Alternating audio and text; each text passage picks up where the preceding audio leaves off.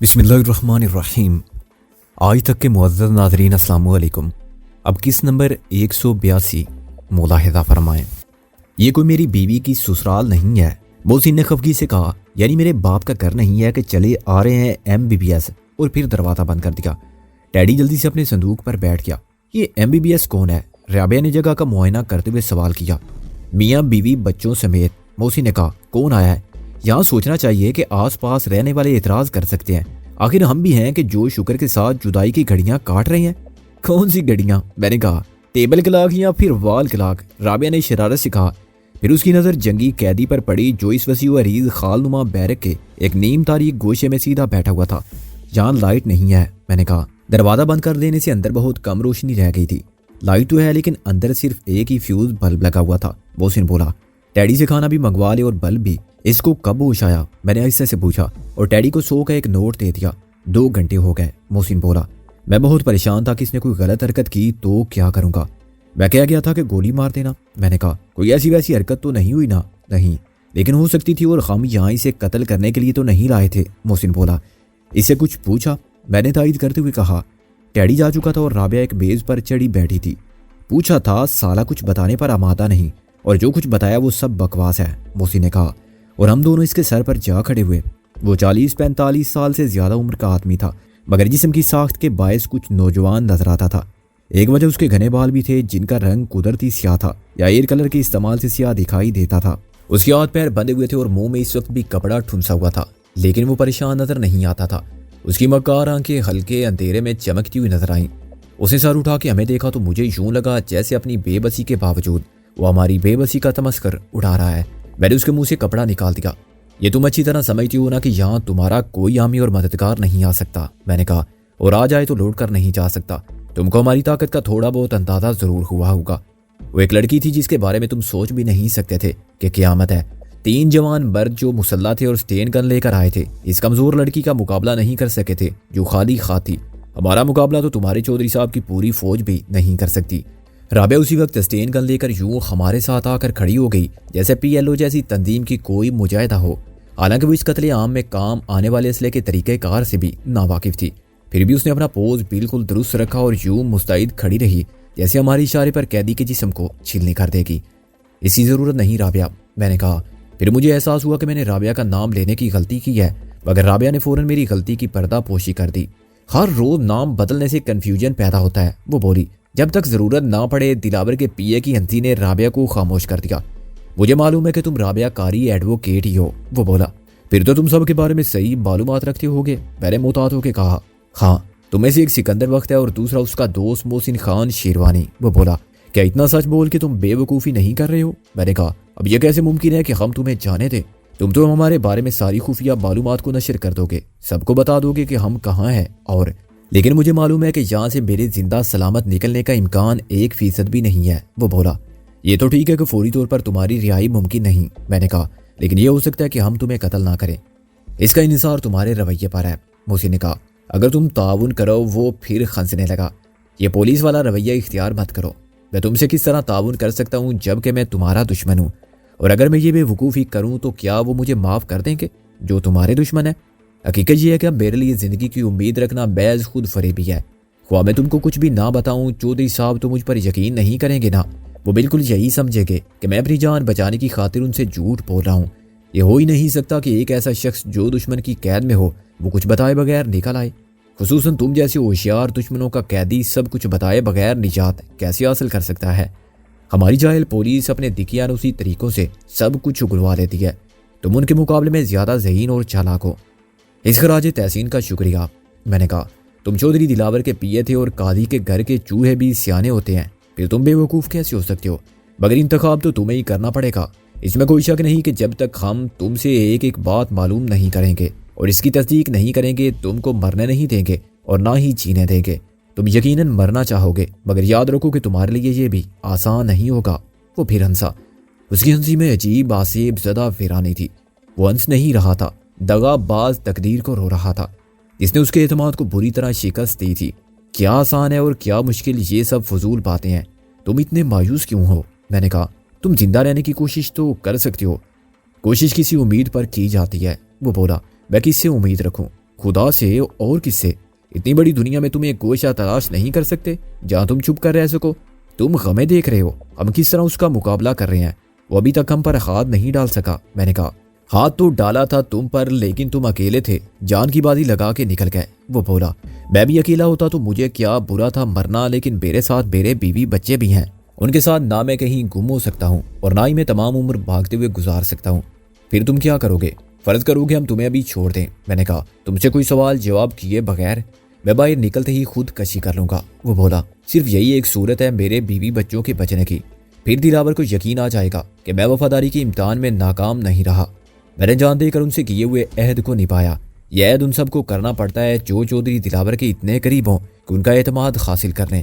انہیں ثابت بھی کرنا پڑتا ہے کہ وقت آنے پر انہوں نے اپنے سینے میں دفن رازوں کو اپنے ساتھ دفن کرنا قبول کیا، پھر اس کو نہ صحیح اس کے لوائقین کو جان اثاری کا صلہ ضرور ملتا ہے، ورنہ وہ غدار کہلاتے ہیں اور ان کی سزا میں بیوی بچے بھی شریک ہوتے ہیں۔ مجھے افسوس ہے کہ تمہارے لیے یہ صورتحال پیدا ہو گئی۔ میں نے کہا لیکن اس کے ذمہ دار تم خود ہو۔ تم نے چودھری دلاور کا ساتھ دینے کا فیصلہ کرنے سے پہلے دونوں امکانات کو ذہن میں رکھا ہوگا۔ اب تک تقدیر نے تمہارا ساتھ دیا اور تم چودھری دلاور کا ساتھ دیتے رہے، اندازوں کی غلطی کہوئی سے یا مکافات عمل، دوستہ تقدیر سمجھو یا اپنی شامت اعمال کہ تم نے پوری قوت کے ساتھ ایک بہت چھوٹے سے مورچے کو سر کرنا چاہا مگر تمہیں شکست سے دوچار ہونا پڑا۔ ہم تمہاری کوئی مدد نہیں کر سکتے اور تمہارے بیوی بچوں کا بھی خدا نگہبان ہے، لیکن تمہاری جگہ میں ہوتا تو مرنے سے پہلے یہ موقع غنیمت جانتا۔ میں کوشش کرتا کہ اپنے بارے گناہ کو جس حد تک کم کر سکوں کر لوں۔ یہ تم بھی کر سکتے ہو۔ تم نے اب تک دلاور کی نام و اکرام اور دنیاوی نعمتوں کو ترجیح دی، لیکن وقت نے آج تمہیں اس مقام پر پہنچا دیا ہے کہ جہاں سے تم اپنی دنیاوی زندگی کے اعمال کو بھی دیکھ سکتے ہو اور یہ بھی اندازہ کر سکتے ہو کہ تمہاری عاقبت کیا ہوگی۔ تم اچھی طرح جانتے ہو کہ دلاور جو کچھ بھی کر رہا ہے اور کرتا رہا ہے وہ خلاف قانون تھا، گناہ کبیرہ سے کم ہرگز نہ تھا، اور اس کی معاشرے میں کچھ بھی حیثیت ہو، حقیقت یہ ہے کہ وہ معاشرے کا بھی مجرم ہے اور ملک کا بھی۔ تم اس کے ساتھ ہے، چنانچہ شریک جرم کی حیثیت سے تمہاری پوزیشن بھی مختلف نہیں ہے۔ دلاور کبھی نہ کبھی دنیا کے قانون کی گرفت میں ضرور آئے گا اور ہماری کوشش بھی یہی ہے کہ اسے وہ سزا ضرور ملے جس کا وہ دنیا میں مستحق ہے۔ اس نے کتنے لوگوں کی زندگی اپنی ناجائز خواہشات پر قربان کر دی، کتنے گھر اجاڑے، کتنے بچوں کو یتیم کیا اور کتنی عورتوں کو بیوہ کر دیا۔ مال حرام سے کیا گناہ کیے یہ سب تم جانتے ہو، لیکن اب قدرت نے تمہیں دنیا کی ذلت اور رسوائی اور زمین کے قانون کے تحت ملنے والی سزا سے خود بچانے کا موقع فراہم کیا ہے، یا یوں سمجھ لو کہ تم مجبور ہو گئے ہو۔ اگر میں کہوں کہ اس وقت بھی تم صحیح سمت میں ایک قدم اٹھا سکتے ہو، وہ کر سکتے ہو جو تم کو کرنا چاہیے تھا لیکن تم نے نہیں کیا۔ اب بھی میں کیا کر سکتا ہوں؟ وہ ایک دم ہنسا۔ تم کیا چاہتے ہو آخر؟ تم کو یقیناً معلوم ہوگا چودھری دلاور کیا کرتا ہے۔ ہاں وہ ناجائز اسلحہ فروخت کرتا ہے، اسمگل بھی کرتا ہے۔ وہ بے نیازی سے بولا، بناتا بھی ہے۔ میں نے اور محسن نے ایک دوسرے کی طرف دیکھا، ہمارا اندازہ غلط نہیں تھا۔ اسلحہ آخر وہ کہاں سے منگواتا ہے؟ دنیا میں جہاں سے بھی سستا ملے، اور کسے فروخت کرتا ہے؟ محسن خان شیروانی نے سوال کیا۔ ظاہر ہے زیادہ سے زیادہ قیمت دینے والے کو۔ وہ بولا آج کل مشرقی پاکستان بھیج رہا ہے۔ اس سنسنی خیز انکشاف نے مجھے اور محسن کو ذرا سی دیر کے لیے مفلوج کر دیا۔ کیا سرائی تو ہم نے بھی کی تھی، مگر اب شک و شبے کی کوئی بات نہ رہی تھی۔ دلاور صرف ہمارا ہی نہیں، اس سرزمین کا بھی دشمن تھا۔ وہ غدار تھا جسے موت کے بعد اس زمین میں گاڑنا بھی اس مٹی کی رسوائی ہوتا ہے۔ یہ مادر وطن کی آبرو کو نیلام کرنے والا فرزند تھا جس کو دنیاوی مال و متاع کی ہوس نے بے ضمیر کر دیا تھا۔ میں بھول گیا کہ وہ میرے باپ کا قاتل تھا اور اس نے مجھے میرے حق سے محروم کر رکھا تھا۔ وہ تو اس ملک کی خاطر قربانی دینے والے لاکھوں افراد کی امیدوں کا اور امنگوں کا قاتل تھا۔ وہ شہیدوں کے اس خون کا سوداگر تھا جو اس ملک کو حاصل کرنے والوں نے رائے طلب میں نظر کیا تھا۔ ان لاکھوں انسانوں کے رشتوں کی آبرو کا تاجر تھا جن کے پیارے منزل مراد تک پہنچنے سے قبل ہی جان دے کر سرخرو ہوئے۔ میرا ایک گھر یا رابعہ کے گھر کیا تھا؟ ایسے ہزاروں گھر جس مقصد کے لیے جل کر خاک ہوئے تھے وہ اسی مقصد کو بیچ رہا تھا، اسی شاخ کو کاٹ رہا تھا جس پر کاروان آزادی کے ساتھ مسافت کی ناقابل بیان صعوبت اٹھا کر بسیرا کرنے والے فکری عائشاں بندی کر رہے تھے۔ انہی بنیادوں کا سودا کر رہا تھا جن پر ایک اللہ اور ایک رسول صلی اللہ علیہ وسلم کے نام لیوا اپنے لیے ایک جنت راضی بنانے کی جد و جہد کر رہے تھے۔ استیال کی ایک لہر نے مجھے مغلوب کر لیا اور میں نے دلاور کے پیے کو پے در پہ لاتے اور ٹھوکریں ماری۔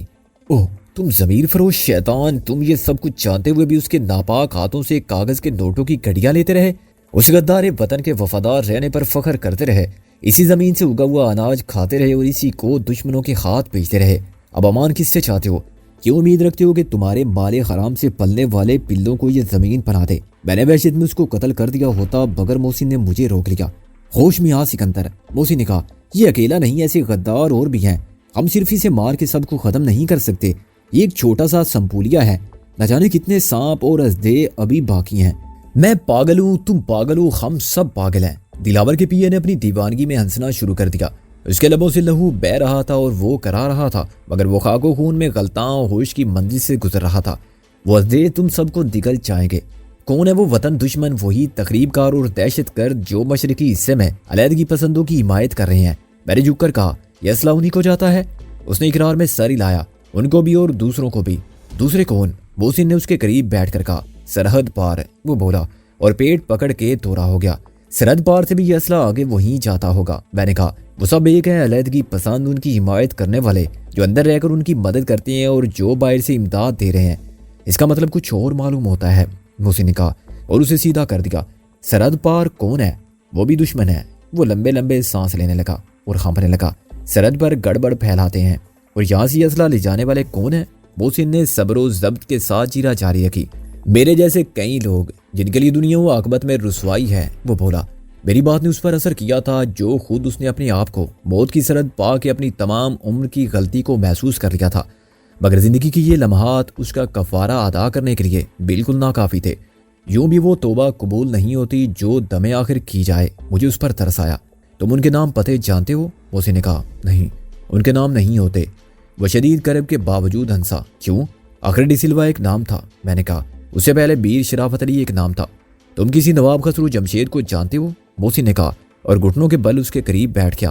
اس نے اقرار میں ساری لایا، وہ نواب تو نہیں ہے۔ ہاں، نواب تو نہیں ہے، لیکن وہ دلاور کے کاروبار میں شریک ہے۔ میں نے کہا، کام ملے گا؟ وہ کہیں نہیں، اس کا کوئی ٹھکانہ نہیں، بس آتا جاتا رہتا ہے۔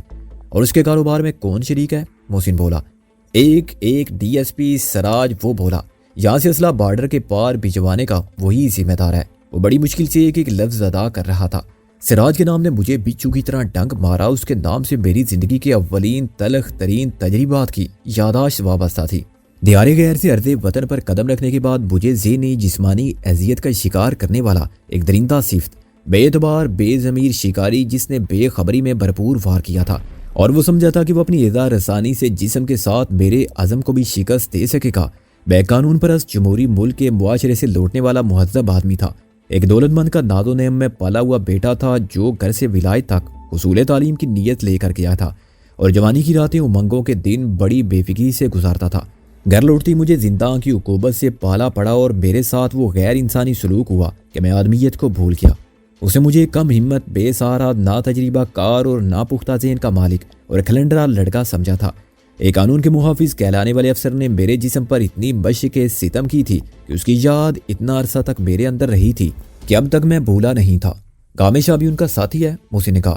اس نے نفی میں ساری لایا، باقی سب ایجنٹ ہیں، ملازم ہیں اور کارندے ہیں۔ کراچی کا سیٹ کریم بھائی، کسٹم کا پیار علی بھی، میں نے وہ نام گنوائے جو مجھے یاد تھے۔ اس نے نفی میں ساری لایا، میں صرف گامے شاہی کو جانتا ہوں۔ گامے شاہ کے علاوہ کسی کو آتے جاتے دیکھا تھا؟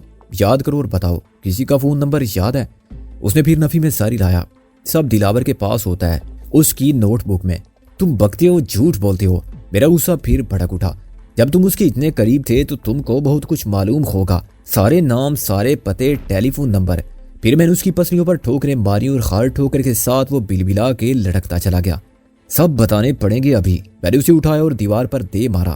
بوسی نے پھر مجھے روکا، میرا خون کھول رہا تھا اور میری کنپٹیاں سائیں سائیں کر رہی تھیں۔ رابعہ نے میری آستین پکڑ لی۔ ایسے تو تم اس کو جان سے مار ڈالو گے، رابعہ نے کہا اور مجھے دور کھینچنے لگی۔ یہ زندہ رہنے کا مستحق بھی کہاں ہے؟ میرے بس میں ہو تو اس کو 10 بار ماروں، ہر بار زیادہ عذاب کے ساتھ۔ سب بیکار ہے سکندر، بوسی نے اچانک جھک کر کہا۔ یہ ہر عذاب کی حد سے گزر چکا ہے۔ کیا مطلب؟ میں نے رابعہ کے ہاتھ سے آستین چھڑائی اور محسن کے پاس گیا۔ کیا یہ مر گیا ہے؟ ہاں، لیکن تمہاری مار سے نہیں، یہ بہت پہلے مرنے کا فیصلہ کر چکا تھا، محسن بولا۔ میں نے دیکھا تو مجھے اس کی پتلیاں ٹھہری ہوئی نظر آئیں۔ قریب سے مجھے کڑوے باداموں کی بو کا احساس ہوا۔ سائنائڈ، میں نے سوالیہ لہجے میں کہا۔ رابعہ دہشت زدہ اور سہمی ہوئی سی میرے ساتھ آ کھڑی ہوئی۔ محسن نے اقرار میں ساری لایا۔ اس لیے تو یہ اپنا فیصلہ بتا چکا تھا کہ یہاں سے نکلے گا تو خودکشی کر لے گا۔ موت اس کی دسترس میں تھی، غالباً اس لیے اسے موت کا خوف نہیں رہا تھا۔ لیکن زہر اس کی جیب میں تو نہیں تھا؟ میں نے کہا نہیں، میں نے تلاشی لی تھی، محسن بولا، لیکن ایسے لوگ جن کے لیے زندگی کا ہر لمحہ پل سیرات کا سفر ہو، خود کو موت سے بھی شدید تر عذاب کے لیے تیار رکھتے ہیں، اور جب ضرورت محسوس کرتے ہیں تو دشمن کی قید سے یوں نکل جاتے ہیں کہ پیرے بٹھانے والے اور ایثار قائم کرنے والے دیکھتے رہ جاتے ہیں۔ ہم بھی اسے روک نہیں سکتے تھے۔ چلو اچھا ہوا، مرتے مرتے کچھ نیک کام کر گیا، میں نے کہا، اور رابعہ کے کندھے پر تھپکی دی جو خوف سے کانپ رہی تھی۔ ٹیڈی نے کچھ دیر پہلے اندر آ کے بلب لگا دیا تھا۔ 200 واٹ کے بلب سے بھی اس بیرک میں واجبی سی روشنی ہوئی تھی۔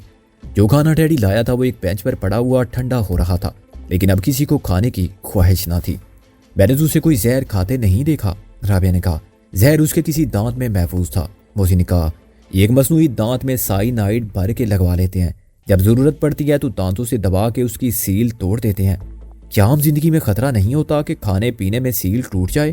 رابعہ متحیر ہو کے بولی، نہیں، سیل اتنی کمزور بھی نہیں ہوتی، میں نے کہا، اور یہ لوگ خیال بھی رکھتے ہیں کہ اس طرف سے کوئی سخت چیز نہ چبائی جائے۔ ابھی اس نے فرش پر سے کوئی کنکر پتھر درمیان میں رکھ کر دبا لیا ہوگا۔ پوٹاشیم سائنائڈ جیسے زہر سے چند سیکنڈ میں جسم سے روح کا رشتہ ختم ہو جاتا ہے۔ چند سیکنڈ میں؟ ٹیڈی نے جرجری لے کر کہا، کوڑیالے سانپ کے زہر کا سنا تھا۔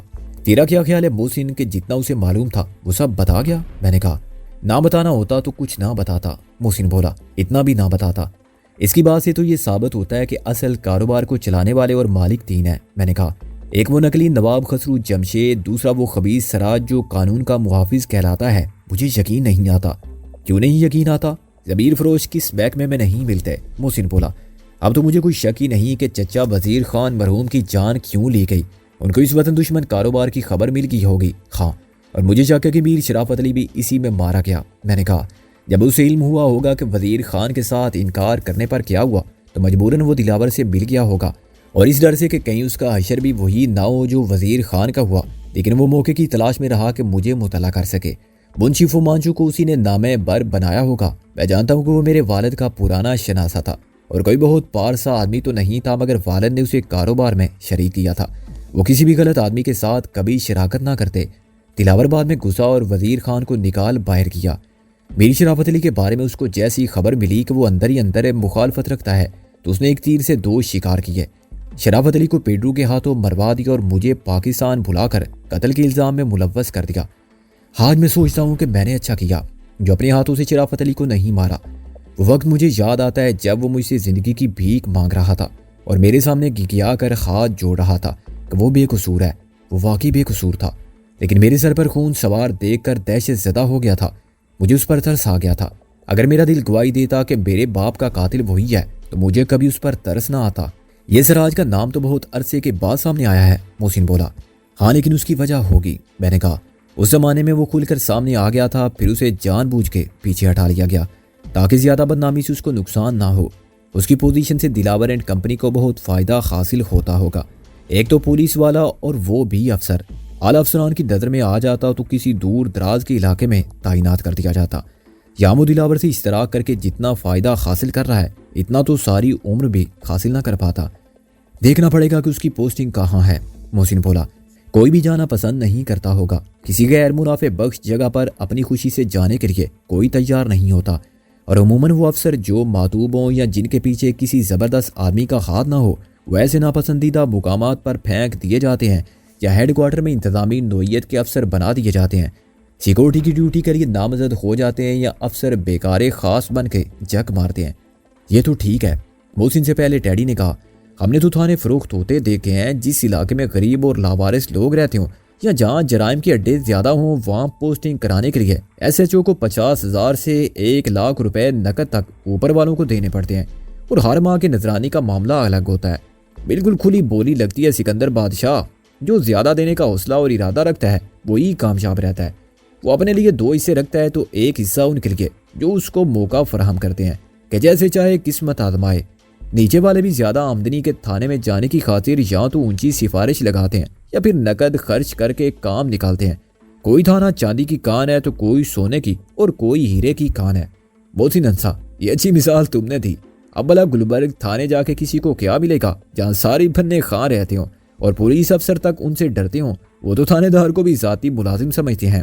تم لوگ کس بحث میں پڑ گئے یار؟ میں نے کہا۔ یہ نئی مصیبت گلے پڑ گئی ہے، اس کا کیا ہوگا؟ کیا ہوگا؟ وہی جو دوسروں کا ہوا تھا، محسن بولا۔ پلاؤ کھائیں گے، احباب فاتحہ ہوگا۔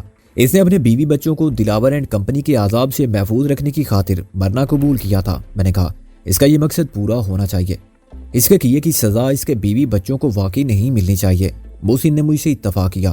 غالب نے ٹھیک ہی کہا تھا کہ عشق نے خم کو نکما کر دیا، ورنہ ہم بھی آدمی تھے کام کے۔ میں نے کہا اکیلا آدمی صرف اپنے بارے میں سوچتا ہے اور ہر سختی جھیلنے اور ہر آزمائش سے گزرنے کا حوصلہ رکھتا ہے، لیکن شادی کر کے وہی آدمی بزدل ہو جاتا ہے۔ وہ اپنے انجام سے نہیں، بیوی بچوں کے انجام سے ڈرنے لگتا ہے۔ خود ہر تکلیف اٹھاتا ہے مگر اپنے بیوی بچوں کو ذرا تکلیف میں نہیں دیکھ سکتا۔ خاندان اس کی ایسی کمزوری بن جاتا ہے جس سے پورا فائدہ اٹھایا جا سکتا ہے، اور پھر بھی لوگ شادیاں کرتے ہیں۔ استاد ٹیڈی بولا۔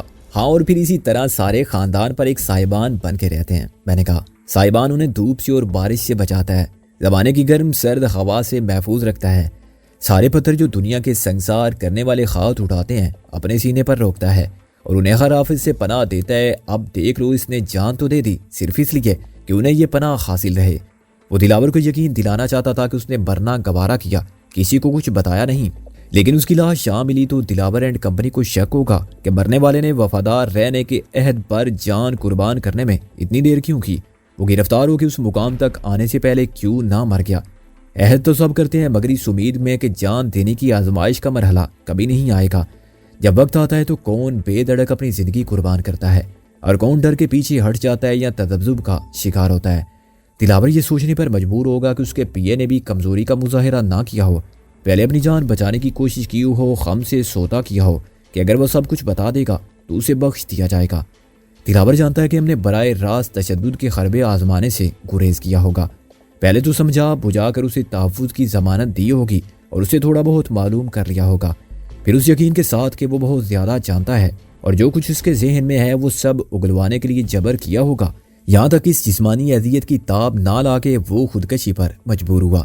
مجبوری کی اس انتہا تک پہنچنے سے پہلے وہ کتنے راز افشاں کر گیا، یہی اس کی قربانی کو ناقابل قبول بنا دے گا۔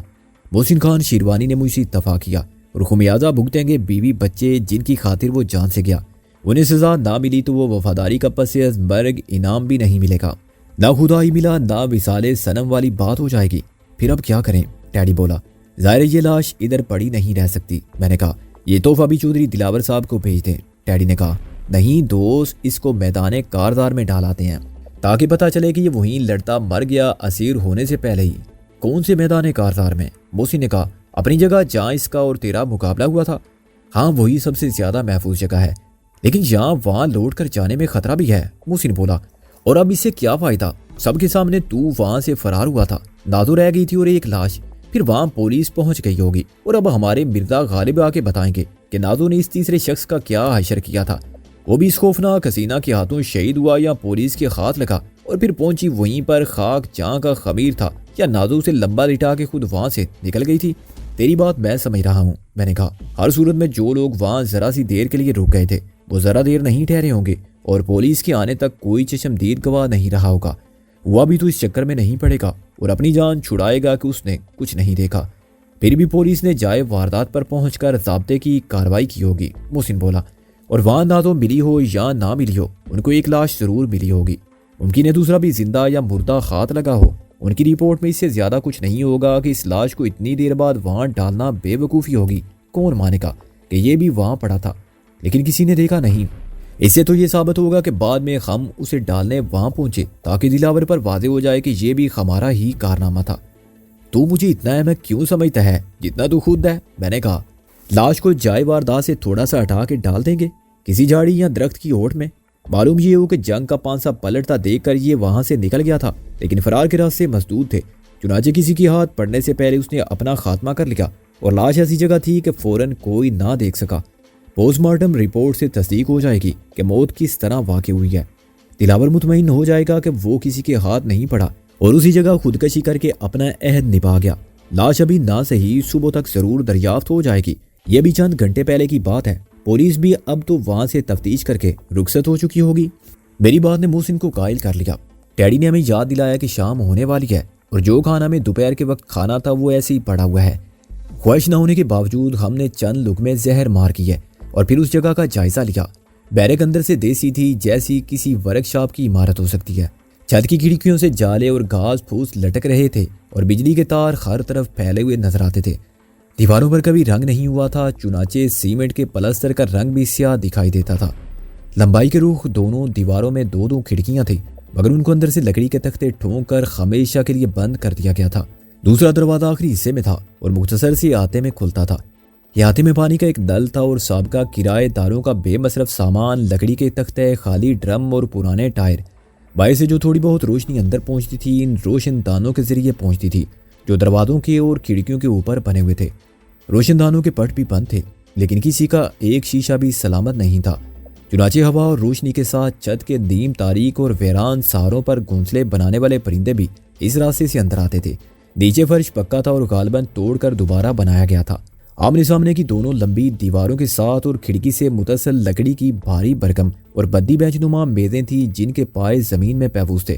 اس پر فرنیچر بنانے والے لکڑی پر رندہ مارتے ہوں گے یا شاید اس جعلی نوٹ چھاپنے والے نے اپنی مشینیں لگا رکھی تھی تاہم یہ سامان ساتھ نہیں لے جایا جا سکتا تھا، چنانچہ یہیں رہ گیا تھا۔ مجھے کہیں لٹکتے ہوئے سوئچ بورڈ نظر آئے۔ ایک کونے میں 3 فیز کنیکشن کے میٹر اور سوئچ کا بورڈ البتہ سلامت تھا۔ پاور لائن کے کئی پوائنٹ فرش سے ذرا اوپر دیے گئے تھے جو ہمارے لیے بیکار تھے۔ اوپر چھت پر کئی ٹیوب لائٹوں کے کھوکھے لٹکے ہوئے تھے جن میں نئی ٹیوب لگا کے اندر خاطر خواہ روشنی کا انتظام ہو سکتا تھا۔ میں نے نوٹ کیا کہ میٹر بند ہے اور اس کی سیل بھی ٹوٹی ہوئی ہے۔ اس بات کی علامت تھی کہ حکومت کی بجلی کو بالے مفت سمجھ کر فراخ دلی سے استعمال کرنے کی اجازت ہے، لیکن اجازت دینے والا میٹر ریڈر ہر ماہ اپنا وظیفہ وصول کرنے ضرور آتا ہوگا۔ 50 روپے اس کی نظر کرو اور 500 بجلی کے بل میں سے بچاؤ، جیو اور جینے دو کا منطقی فلسفہ۔ اس جگہ پر مزدور اور کاریگر قسم کے لوگ تو رہ سکتے ہیں، میں نے فیصلہ دیا، مثلا ہم تینوں حضرات، لیکن معزز خواتین آپ کو اپنا بندوبست کہیں اور کرنا ہوگا، ورنہ شکوک پیدا ہوں گے اور آپ کی وجہ سے ہمارا یہ ٹھکانہ بھی محفوظ نہیں رہے گا۔